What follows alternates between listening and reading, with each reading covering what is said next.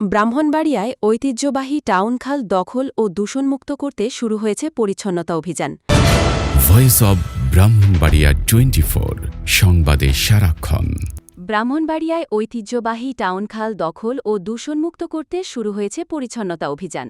মঙ্গলবার সকালে ব্রাহ্মণবাড়িয়া পৌরসভার উদ্যোগে এই কার্যক্রমের উদ্বোধন করেন জেলা প্রশাসক শারমিন আক্তার জাহান। উদ্বোধনের পর জেলা প্রশাসক খালটির বিভিন্ন অংশ পরিদর্শন করেন। এ সময় দ্রুত বর্জ্য অপসারণ এবং খাল রক্ষায় প্রয়োজনীয় ব্যবস্থা গ্রহণের নির্দেশনা দেন তিনি।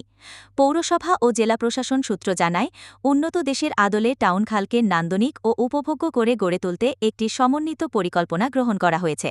এর আওতায় খালটি দখল ও দূষণমুক্ত করার পাশাপাশি নির্মাণ করা হবে ওয়াকিংওয়ে। খালের দুই পারে করা হবে বৃক্ষরোপণ এবং বসানো হবে আলোকসজ্জা। এছাড়া ভবিষ্যতে কেউ যেন নির্বিচারে খালে বর্জ্য ফেলতে না পারে সে বিষয়ে কঠোর নজরদারি থাকবে বলে জানিয়েছে কর্তৃপক্ষ। পরিচ্ছন্নতা অভিযানে উপস্থিত ছিলেন ব্রাহ্মণবাড়িয়া পৌরসভার প্রশাসক মোহাম্মদ শরীফুল ইসলাম, পৌরসভার নির্বাহী প্রকৌশলী মোহাম্মদ কাউসার আহমেদ, শহর পরিকল্পনাবিদ জান্নাতুল ফেরদৌস আরাসহ সংশ্লিষ্ট কর্মকর্তারা।